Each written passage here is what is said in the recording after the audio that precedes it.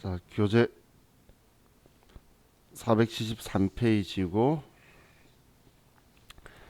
먼저 9200번 회사의 재고자산 평가 조정 명세서 가서 자, 유가증권 평가는 우리 여기 챕터가 아니니까 신경 안 쓰셔도 되고 자, 그럼 먼저 평가 방법하고 평가 방법이래. 서식부터 보면 자, 재고자산 평가 방법 검토라고 적혀 있죠. 자, 지금 여기 신고일은 쓰는 내용이 세법상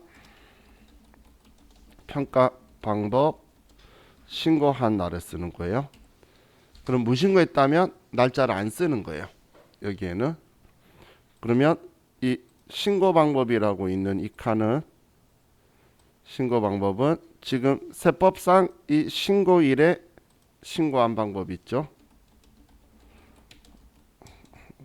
신고일에 이날 신고한 방법을 쓰는 거예요. 세법상 신고일에. 그리고 여기 평가 방법을 쓰는 이 칸은 회계 장부상 평가 방법을 쓰는 거예요. 그럼 오른쪽 적부는 회계장부상에 신고한 방법하고 회계장부에 평가한 방법하고 일치하면 적법하다. 일치하지 않으면 부적합하다라고 적부를 OX로 선택을 할 거예요. 그럼 무신고라 그러면 신고일을 안 쓰고 신고 방법은 무신고라고 할 거고 그러면 평가 방법은 선의선출법이라고 했다면 적법하다고 할 거예요. 무신고 때는 선의선출법 써야 된다라고 했죠. 근데 그게 아니면 부라고 할 거예요. 자, 그럼 평가조정 계산 아래에서 이제 우리가 쓸 건데 자, 이 평가야 제품 A, B, C 뭐 제공품 A, B, C대로 쓰지만 조정은 제품 다 합쳐서 제공품 다 합쳐서 원재료 다 합쳐서 이렇게 계정 과목 자산 종류별로 우리 조정을 할 거예요. 그럼 자, 우리가 쓰는 게 뭐 수량 단가는 주면 그걸로 쓸 거고 아니면 그냥 금액을 쓸 거고 그럼 여기에 회사가 장부에 기록한 금액하고 세법상 신고한 방법대로의 금액을 쓸 거예요. 그럼 이 두 개가 일치하면 그냥 그대로 패스가 되는 거고 일치하지 않으면 임의 변경이 되겠죠. 그럼 임의 변경이면 우리 여기 피포 적혀 있는 애가 선의선출법이죠. 퍼스트 인 퍼스트 아웃. 그럼 여기에 이 두 개가 일치하지 않는 방법인 경우에 선의선출법의 금액을 써주는 거예요. 혹은 무신고면 세법상 신고한 방법이 없으니까 쓸 게 없겠죠. 그럼 회사가 장부에 쓴 거하고 선의선출법 금액하고 일치하면 그냥 조정액이 안 나올 거고 일치 안 하면 차이가 조정하게 될 거예요. 자, 그런데 우리가 세법상 신고한 방법대로 회사가 장부에 기록을 했는데 착오에 인해서 금액이 틀리다면 그때는 임의 변경이 아니기 때문에 선의선출법을 안 써주는 거예요. 하지만 이 두 금액의 차이가 조정액에 나오게 되겠죠. 그러면 그 금액은 조정해 준다. 이렇게 보시면 돼요. 자, 그게 이 서식 끝이에요. 자, 그럼 자, 우리 교재 문제를 보면 자, 평가 방법, 신고사항 및 실제 평가 방법은 다음과 같다라고 적혀 있는데 제품 및 상품이 신고가 2020년 11월 2일이네요. 그러면 지금 얘는 문제가 있죠. 왜냐하면 9월 30일까지 해야 된다라고 했잖아. 뭔가 늦었죠. 그래서 비고 쪽을 보니까 제품은 2017년 3월 1일 날 신고한 총평균법을 2020년 11월 2일 날 후입선출법으로 변경 신고함. 지금 늦었죠? 늦었으면 세법이 생각하는 거는 아직 올해까지는 17년 3월 31일 날 신고한 총평균법으로 올해는 할 거예요. 올해는 이 방법을 쓸 거고 내년부터 후입선출법 써야 돼요. 근데 회사는 후입선출법을 써버렸죠. 그렇기 때문에 임의 변경이 될 거예요. 자, 반제품 제공품은 우리 제공품은 신고를 안 했죠. 그래서 무신고면 선의선출법 쓰면 되는데 후의선출법 썼기 때문에 얘는 우리 방법이 틀려서 조정을 할 거고, 원재료는 특별한 말 없이 총평균법인데 옛날 신고한 그 방법대로 평가도 총평균법 했으니까 적법하게 잘했죠. 자, 재고자산 품목별 평가 금액 다음과 같다라고 적혀 있는데, 전기 제품 평가감이 300만 원 있고 입금 산입된 조정 2월 금액이 있다. 자, 얘는 어떤 걸 의미하냐면 재고자산은 차기에 자동 추인할 거라 그랬죠. 차기 되면, 그래서 전기에 평가감이라고 해서 작게 했다고 가산 조정한 게 있다는 거예요. 그래서 올해 차감 조정으로 유보 추인해 주라는 거예요. 자, 그럼 올해 거는 자, 제품들이 있는데, 지금 제품은 회사가 지금 이 금액으로 평가를 했죠. 그런데 총평균법을 하면 이 금액이라는 거예요. 그래서 지금 금액이 아예 틀리죠. 후의선출법으로 한 거라서 이건가 보네요. 그럼 선의선출법 써줄 거고, 제공품은 우리는 무신고했죠. 그런데 이 방법으로 회사가 평가했으니까 선의선출법하고 얘 둘이 차이가 조정이 될 거고, 총평균법은 아래 보면 원재료의 총평균법 평가액과 회사 계산액의 차익은 단순 계산 착오에 의한 거래요. 그러면 지금 얘는 회사와 총평균법이 일치한데 아래 게 차이가 있네요. 100만 원. 이 100만 원은 임의 변경은 아니다는 이야기인 거고, 하지만 100만 원 조정할 거예요. 자, 그럼 자, 지금 말했던 것 입력해 보면 금방 느낌이 오실 테니까, 자, 입력하면, 자, 첫 번째 우리 제품, 얘는 지금 세법이 신고한 걸로 인정하는 방법은 2017년 3월 31일 날 신고한 4번의 총평균법이라는 거예요. 그럼 우리 평가 방법 신고는 원가법인 우리 알고 있는 개별법, 선의선출법, 후의선출법 뭐 이런 걸 쓸 수 있는데, 우린 저가법을 쓸 수도 있어요. 저가법은 비교원가법을 하나 선택하는데, 저가법 총평균법으로 신고했다 그러면 시가와 총평균법 중에 낮은 금액으로 평가할게 라고 신고를 한 거예요. 자, 그럼 지금 그리고 무신고는 위에 보시면 0번 가려져 있는 애가 있어요. 자, 그럼 지금 얘는 총평균법으로 신고를 한 거고, 그런데 회사는 지금 얘를 후의선출법으로 신고를 해서 적법하지 않죠. 두고, 얘는 임의 변경에 해당하는 거고. 자, 그럼 반제품 제공품은 무신고했어요. 그럼 얘는 신고 날짜는 안 쓰고 0번 무신고고, 근데 얘를 후의선출법으로 했네요. 그러면 얘도 적법하지가 않죠. 선의선출법이었으면 O로 여라고 했었을 거예요. 선의선출법 평가했다면. 그럼 얘는 무신고에 해당하는 거고, 원재료는 2017년 3월 31일 날 총평균법으로 신고한 걸 총평균법으로 평가했다고 나와 있죠. 그러면 얘는 적법하게 한 거예요. 자, 그럼 이제 우리 자료 2번의 표를 보면, 자, 첫 번째 제품이죠.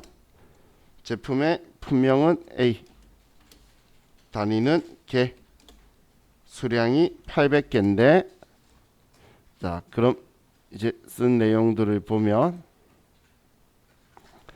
자, 단가가 회사는 7만 원으로 계산해서 5,600 했는데, 자, 세법상 신고한 방법은 총평균법이죠. 그럼 총평균법으로 하면 6만 5천 원으로 해야 된다는 거예요. 그런데 얘들이 임의 변경이니까 그럼 선의선출법으로 하면 6만 원 해야 되는 거예요. 그럼 얘가 더 크니까 얘들이 차이 비교해서 400만 원을 지금 많이 평가했죠. 높이. 그래서 줄여야 된다고 뜬 거예요. 근데 얘 하나만 가지고 조정하는 게 아니라 지금 제품이 3개가 있죠. 그래서 제품 3개 다 쓰고 한 번에 조정을 할 거예요. 그럼 얘는 1100개, 회사는 6만 개당 6만 원으로 계산을 했는데, 세법상 신고한 총평균법은 6만 2천 원, 선의선출법으로 하면 6만 5천 원이다. 그럼 얘는 지금 이 두 개 중에서 얘가 크니까 회사가 계산한 거하고 선의선출법하고의 이 둘이 차이를 높여야 된다고 컴퓨터가 계산해 준 거예요. 다음 제품 C는 900개고 개당 4만원, 세법상 신고한 거는 44,000원 총평균법인데 선의선출법은 5만원. 그랬더니 얘는 900만원이나 더 올려야 되네요. 차이가.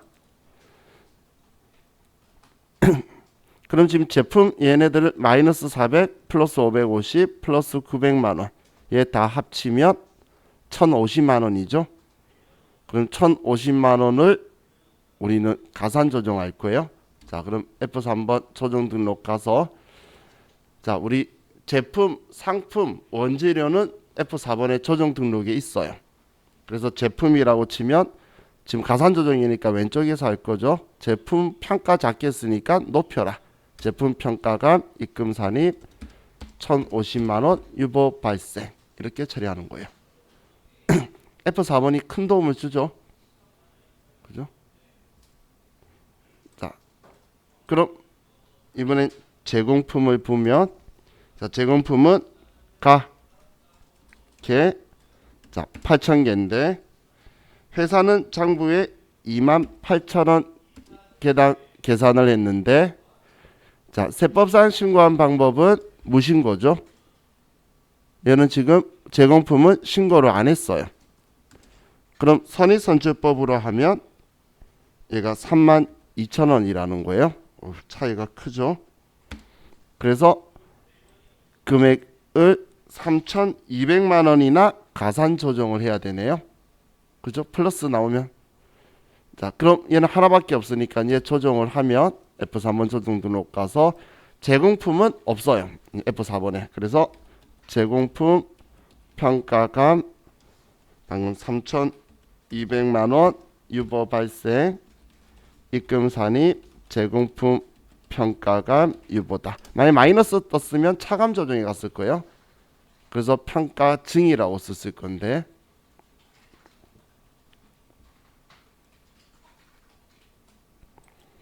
자, 다음 우리 원재료 보면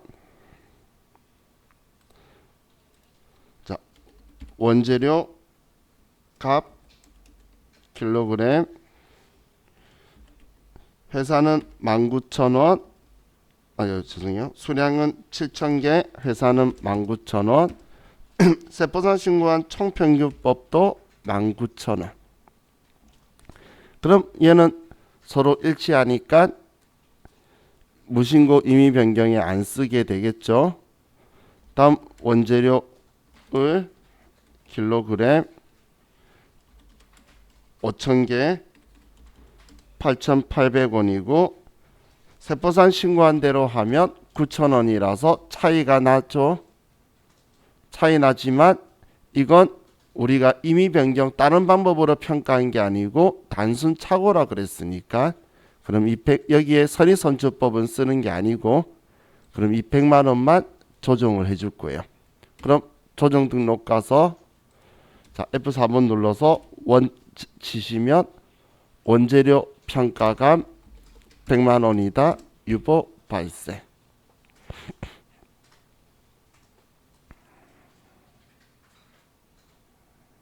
하셨죠? 자, 이게 지금 현재 근데 지금 여기에 보시면 전기에 제품 평가감이 있었죠. 그럼 얘는 입금 산입 지금처럼 가산 조정한 거 있으면 차기에 차감 조정 반대로 가서 추인해 줄 거예요.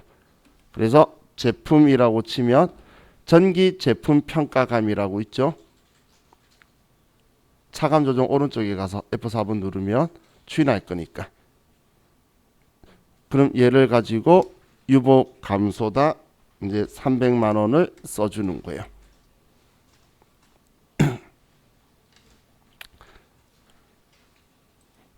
자, 이게 우리 재고자산 평가 조정 명세에서 하는 방법이었어요. 자, 그럼 기출 문제를 보면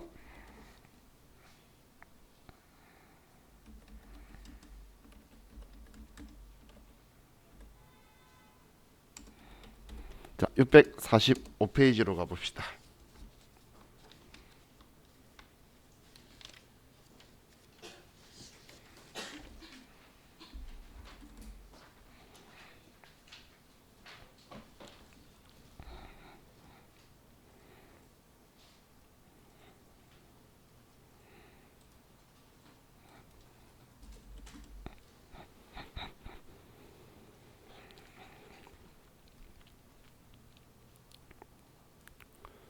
자, 3번 다음 자료를 토대로 올바른 세무 조정하고 재고자산 평가 명세서 및 소득금액 조정학계표에 반영하시오. 자, 상품에 대한 평가 방법을 당초 적법한 신고 기한이 7월 31일 7년 3월 31일 총평균법으로 신고하였다. 자, 평가 방법 변경 신고를 하지 아니하고 제16기 기말 상품을 호익 선출법으로 평가하였으며 그 금액은 70만 원이었다. 총평균법으로 평가하였다면 기말 상품의 가액은 80만 원이었을 것이며 선익 선출법으로 평가하였다면 50만 원이었을 것이다. 자, 그냥 말만 잘 보면 되죠. 자, 세법이 신고한 대로 하면 총평균법이라서 80만 원 해야 되는데 회사가 후익 선출법으로 해서 70만 원 평가했다는 거죠. 빨리 이해가시죠? 그럼 선익선출법 했다면 50만 원이었을 것이다. 이 선익선출법을 써라고 준 거죠. 그럼 문제는 엄청 간단한 거네. 재고자산 평가 조정 명 회사를 안 바꿨구나. 자, 회사 1280 가서 재고자산 평가 조정 명세서에서 자, 상품은 2007년 3월 31일 날 얘는 총평균법으로 신고가 되어 있는데 지금 회사가 후입선출법으로 했다는 이야기죠. 그래서 임의 변경이 나왔다는 거예요.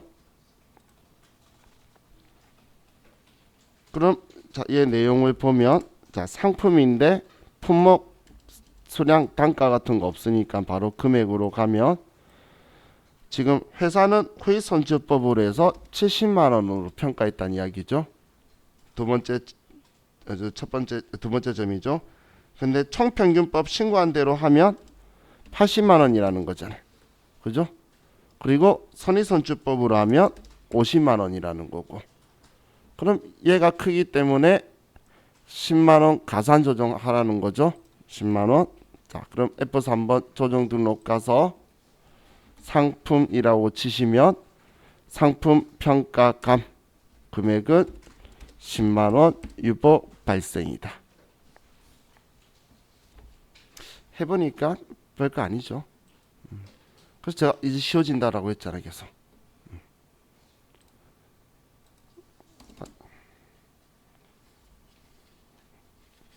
사실 세무유급은 본인이 하다가 지쳐서 못하면 못 보는 거지 꾸준히 보면 점수는 잘 나와요.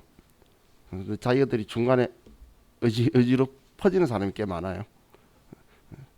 뒤로 갈수록 점점 쉬워지는데 그만 못 보고 퍼지는 분들이 꽤 많아요. 왜냐면 지금 5개 중에서 3개 정도가 이 정도 수준이거든 다.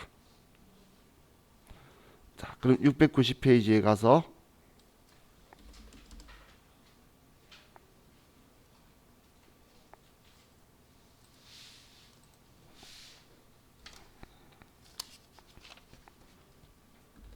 자, 1284 3번 제7기 사업연도 기말 재고자산에 대하여 법인세법에 따라 재고자산 평가 조정 명세서를 작성하고 세무조정 사항을 소득금액 조정학계표에 반영하시오. 단 재고자산별로 각각 조정할 것. 자, 제품 평가 방법을 선익선출법으로 신고하고 평가했대요. 제공품 평가 방법을 신고하지 아니하였으나 2020년 10월 30일 제공품 평가 방법을 총평균법으로 신고하였다. 자, 언제까지 신고해야 된다라고 했죠? 9월 30일이잖아. 늦었죠? 그죠? 그럼 아직 무신고란 이야기예요. 무슨 말인지 이해가시죠? 무신고인데 얘는 지금 총평균법으로 신고를 했는데 늦었죠. 내년부터 이걸 해야 돼요. 자, 3번에 원재료 평가 방법을 총평균법으로 신고하고 평가였으나 계산착오로 인하여 30만 원을 과소평가였다. 이건 우리 임의 변경 아니라고 지금 표현해 준 거죠. 하지만 30만 원은 조정을 해줄 거예요. 자, 그럼 제품 원재료는 일기 법인세 신고 기한에 재고자산 평가 방법 신고서를 제출하였다. 그럼 제품 선의선출법 원재료 총평균법으로 15년 3월 31일 날 이제 제출했다는 이야기예요. 그럼 제품은 평가 금액이 지금 900만 원이죠. 그리고 선의선출법으로 신고했는데 선의선출법 900만 원이고 잘했네. 그죠? 그래서 제품은 아무 문제 없이 잘한 거고 제공품은 650인데 무신고였죠. 그래서 선의선출법 해야 되는데 얘 보니까 총평균법을 미리 했네. 금액이. 그죠? 어떻게든 뭐 얘 두 개만 쓸 거니까 무신고이기 때문에 차이 조정할 거고 원재료는 총평균법으로 신고한 건데 250으로 해야 되는데 지금 30만 원 차이가 났죠. 후위선출법으로 한 게 아니고 총평균법으로 평가했는데 착오가 난 거래요. 그래서 임의 변경은 아니니까 선의선출법 쓸 필요는 없는 거죠. 자, 그럼 이제 재고자산 평가 조정 명세서에서 먼저 제품은 2015년 3월 31일 날 우리는 선입선출법으로 신고했고 평가도 선입선출법으로 아주 잘했네요. 제공품은 올해까지는 무신고고 근데 회사는 총평균법으로 평가를 해버렸네요. 그죠?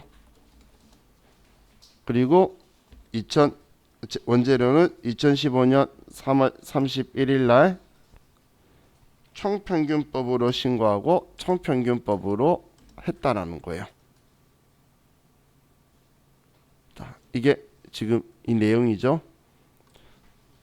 자, 그럼 제품을 보면 자, 제품은 회사가 평가한 금액은 900만 원이고 그리고 세법상 신고한 방법이 900만 원이고 적법하니까 여기 쓸 것도 없고 조정액도 없고 그죠?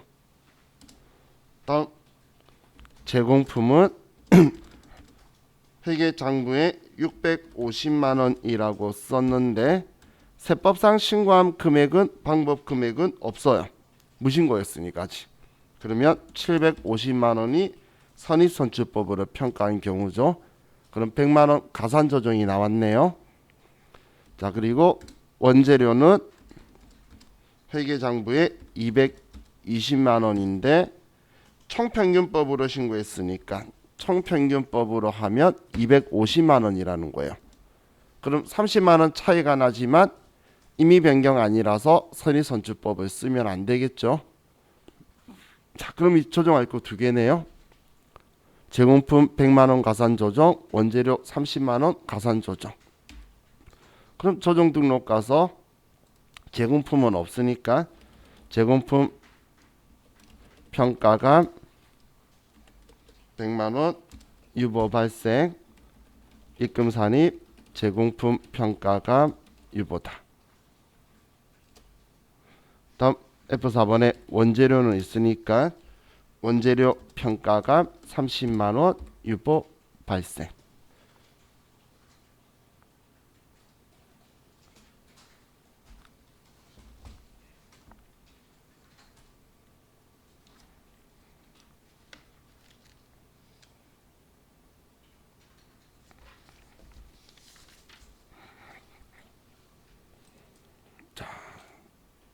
다음 737페이지로 가서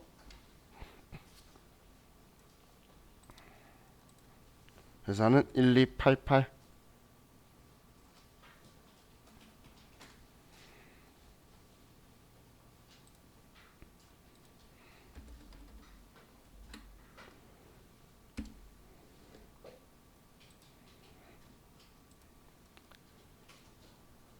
2번 문제 볼게요.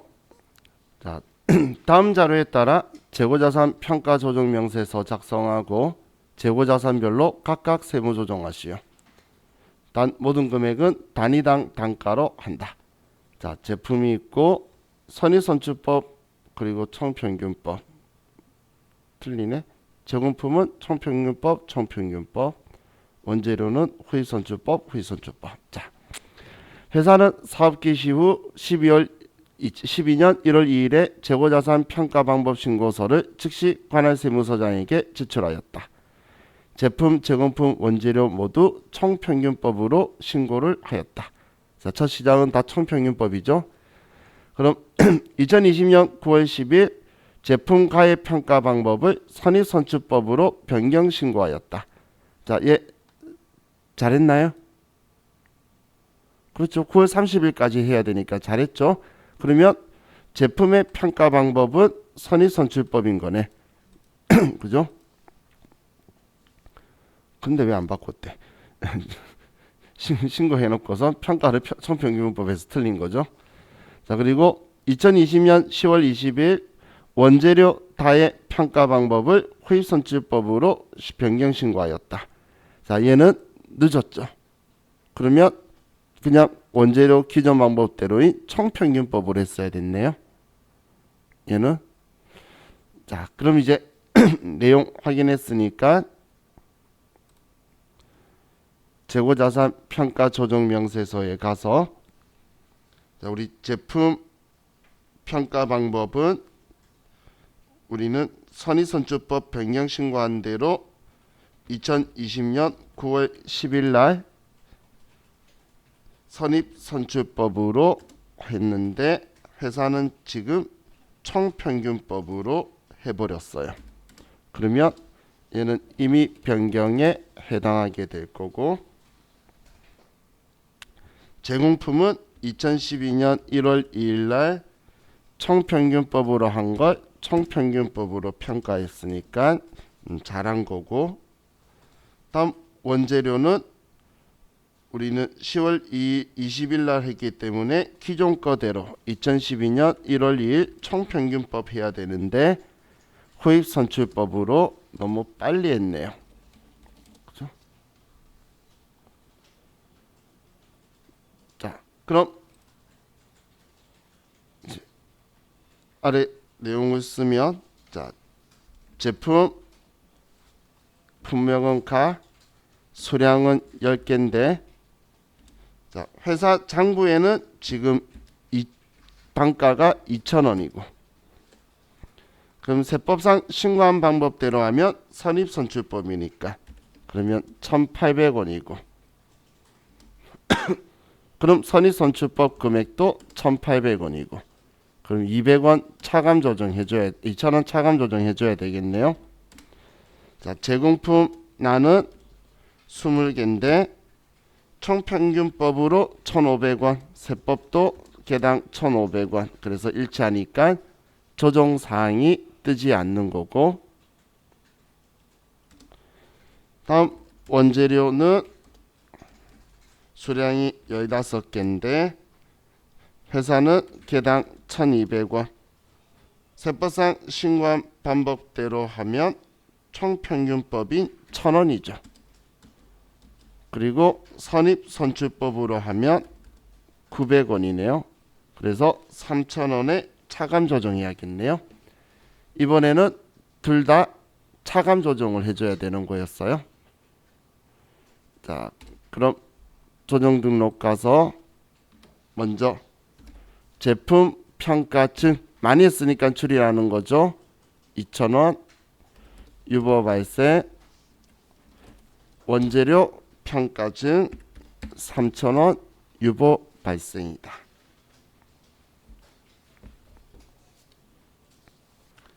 자, 이렇게 하면 이제 얘도 끝났어요.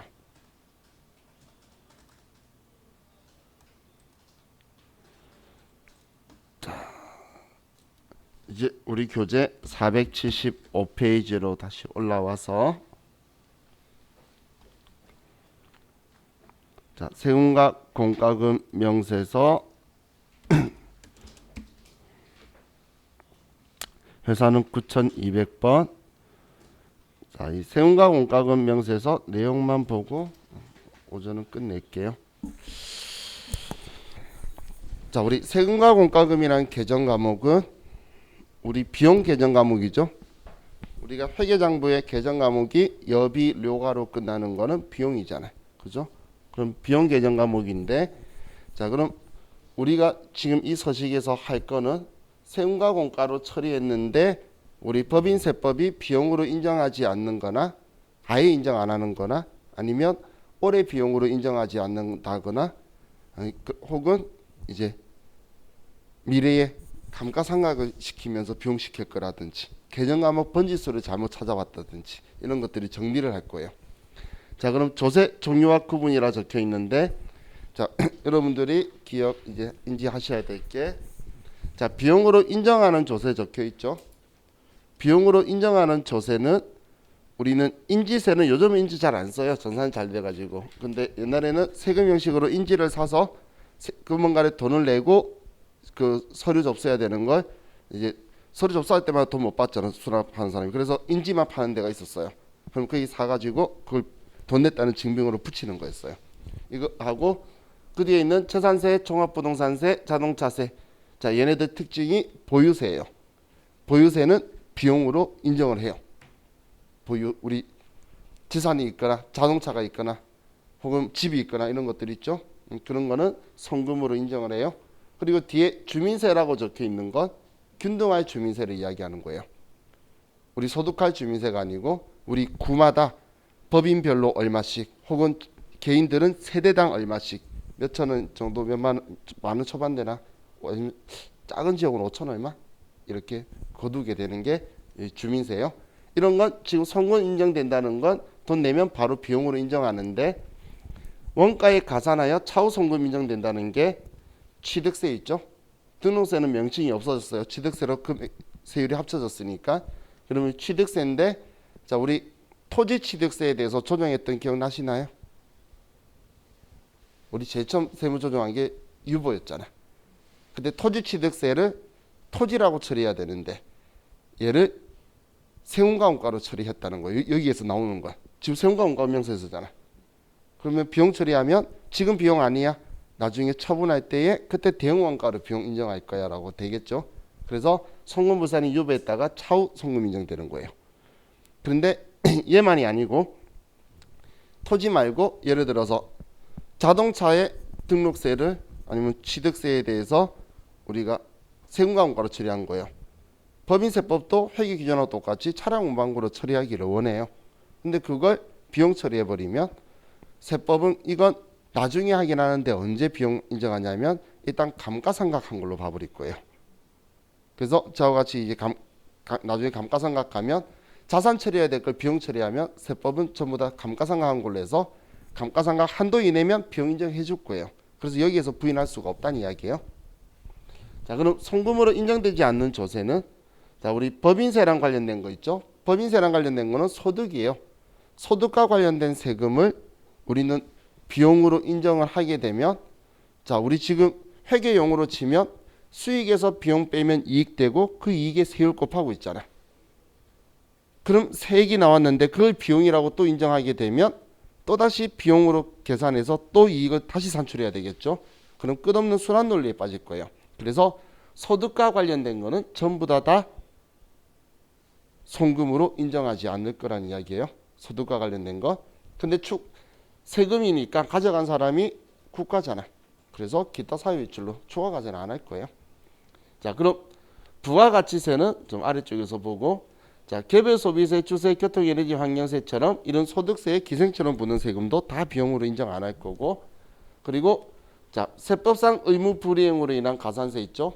자, 우리 이 가산세만이 아니고 뒷페이지에서 우리 벌금도 볼 건데, 가산세라는 건 벌금이에요. 국가만 징수할 수 있는 거지 일반 기업은 연체료를 받는 거지 가산세를 받는 게 아니에요. 그럼 이 가산세는 벌금인데 벌금을 비용으로 인정하게 되면 20% 세금 덜 내게 되니까 벌금을 줄여주는 효과가 나오겠죠. 증벌 효과가 감소된다는 거예요. 그렇기 때문에 이런 가산세나 벌금에 대해서는 비용으로 인정을 안 할 거예요. 근데 그것도 가져간 게 국가잖아. 거의 대다수 세금과 원가는 우리 기타 사유 외출이 거의 대다수예요. 자, 그럼 우리 부가가치세 가지고 아래쪽 생각해 보면, 자, 우리 공제되는 매입세액의 계정 과목이 뭐죠? 회계상 계정 과목. 공제되는 매입세. 부가세 대급금이죠. 부가세 대급금의 성격은 자산이잖아요. 왜 자산이냐면 얘는 비용이 아니고 내가 냈다가 다시 돌아오잖아요. 그럼 비용 아니죠. 근데 그걸 당연히 세금과원가 비용 처리하면 인정 안 해야지. 그래서 일반적인 매입세 공제되는 거는 송금불산이익이라는 이야기예요. 비용으로 인정 안 하는 게 당연히 맞겠죠. 그런데 아래 부가가치세법에 명시가 되어서 이제 공제 안 되는 것들이 있죠. 불공제 사유. 근데 이 불공제 사유는 세법에서 규정 때문에 불공제인 게 있고 우리가 잘못해서 공제 못 받는 게 있어요. 그럼 세법 규정 때문에 된 이런 것들은 우리의 잘못이 아니기 때문에 얘네들은 비용은 인정을 해줄 거예요. 나중에. 그런데 의무불이행은 아예 비용으로 인정 안 해줄 거란 이야기예요. 뭐 예를 들어서 얘네들 우리가 처리할 때에 자동차로 했다면 차량 운반구라고 처리할 거잖아. 불공제세액은. 그러면 이걸 우리 감가상각한 걸로 계산하면서 추후에 우리는 비용으로 처리되도록 인정해 주겠다는 게 자본적 지출 해당분은 자산으로 계산한 후에 추후 송금 인정한다는 게 추후에 비용으로 인정해 줄게 이런 이야기들이에요. 지금 당장이 아니고. 자, 그럼 다음 페이지 넘기시면 공과금이라고 적혀 있는데 공과금은 세금 조세 이후에 강제적으로 국가가 징수하는 거를 공과금이라고 해요. 국가나 아니면 유기관에서.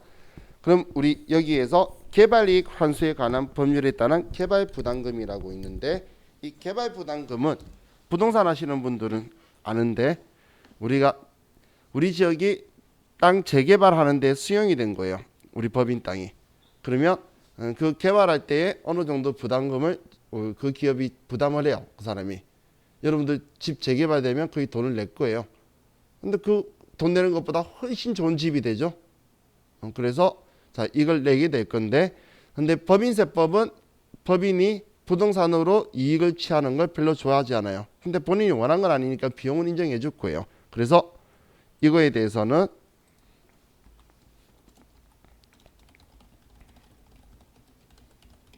자, 여기에서는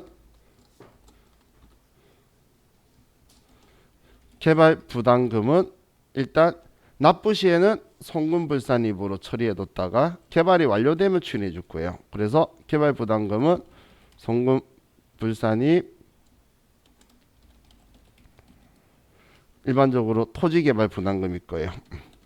하면 얘는 유보 발생으로 처리를 해둘 거예요. 자, 다음 우리 교재에 보면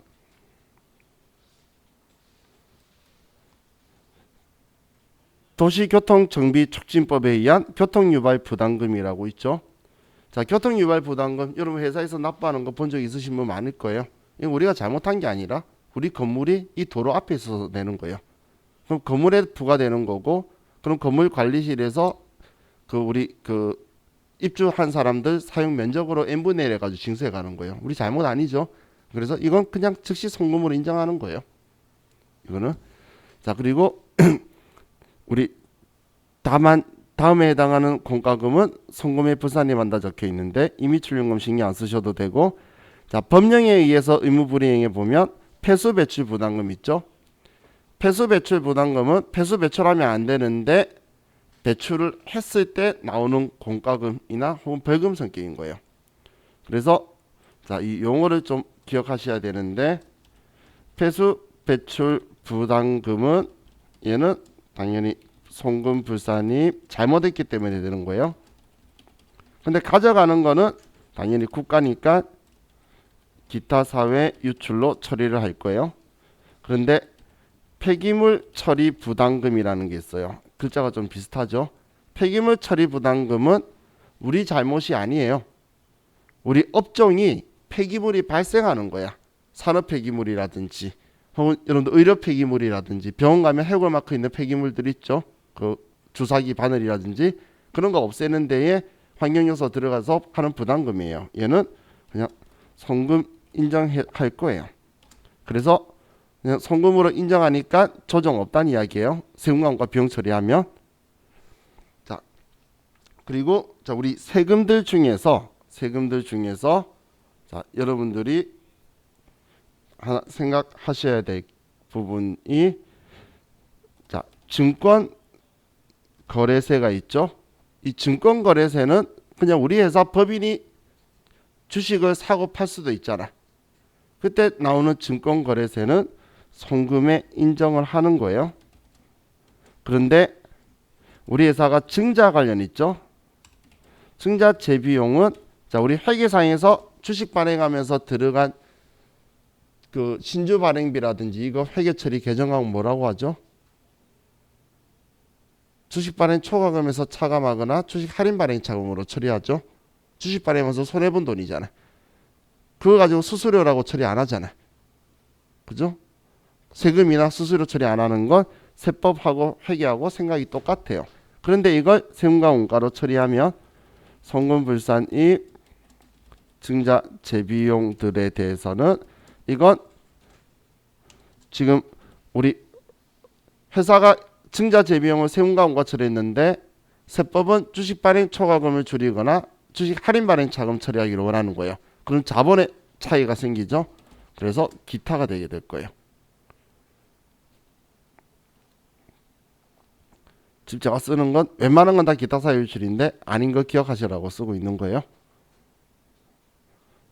자, 그리고 만약에 사적 경비면 뭐 당연히 송금불산이 그 귀속자한테 처리를 하겠죠. 자, 그리고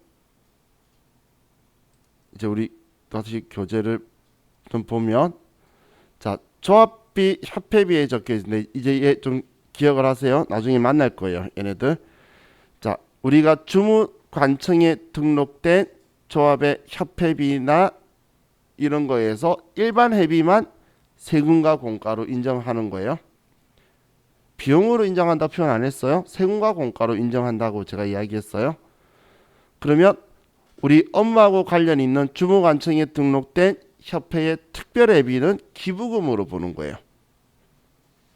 그리고 혹은 우리 업무하고 관련 없는 곳에 지급한 거는 기부금으로 볼 건데 자, 기부금도 비용 계정 과목이고 세금과 공가도 비용 계정 과목이에요. 근데 이거 왜 따지냐면 세금과 공가금은 한도가 없는데 기부금은 한도가 있기 때문에 기부금 쪽으로 보내서 한도 계산할 거예요. 그래서 특별회비는 기부한 거예요. 일반 회비가 우리 세금하고 이건 회계도 똑같아요. 회계 일반 전표에 나올 때 회계 1급 세무 2급 때 특별회비면 기부금이라 분개해야 되고 일반 회비를 해야 세금과 원가로 처리하는 거죠. 세법 생각 똑같은 거예요. 자, 그럼 벌금 등 사례가 적혀 있는데 왼쪽은 송금불산이 비용 인정 안 하는 거, 오른쪽은 송금산이 벌금은 국가가 가져간 거기 때문에 혹은 유기관 같은 사업자가 가져간 거기 때문에 연체료 같은 건 기타 사유출로 처리할 거예요. 그럼 용어에서 보시면 송금불산이 되는 거예요. 벌과금, 그 다음 표현이 가상금, 그리고 뭐 과태금, 가상금. 느낌 오죠? 가산자가 붙는 건 벌금이에요. 벌금. 가산이라는 글자는 일반 기업이 쓸 수 없는 표현이에요. 벌금이다라고 생각하시면 돼요. 그렇기 때문에 송금불산입 기타 사유이출로 처리될 건데 자, 송금산입 되어 있는 거 보면 지체상금, 이자 성격이죠. 그리고 연체이자, 연체료도 이자예요. 연체료, 한국전력은 나쁜 놈들이라서 옛날에 표현할 때 연체료를 연체가상금이라고 썼는데 연체료예요. 그래서 얘도 다 이자니까 이자는 송금으로 인정하니까 조정할 거 없어요. 그럼 여기서 이걸 보세요. 산업재해보상보험이 산재보험이죠. 이 산재보험료 가상금이 있고 그리고 산재보험에 연체료가 있죠. 가상금은 송금불산입, 연체료는 송금산입. 국민건강보험도 가상금은 송금불산입, 연체료는 송금산입이에요. 그래서 제가 가산은 송금불산입 벌금이다라고 생각하라고 여러분한테 이야기를 한 거예요. 표현 이해가시죠?